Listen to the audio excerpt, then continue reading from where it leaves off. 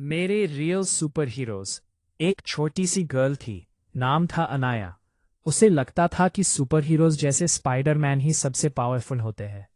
एक दिन स्कूल में टीचर ने बोला, tomorrow is parents worship day, speak about your real hero.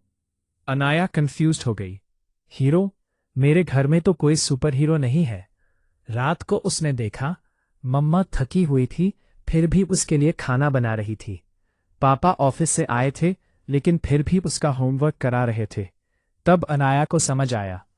Next day stage पर उसने बोला, I thought super heroes fly in the sky, but my parents lift me up when I fall. They don't wear capes, but they protect me every day. My parents are my real super heroes. Moral: Parents are God's greatest gift. Respect and love them every day.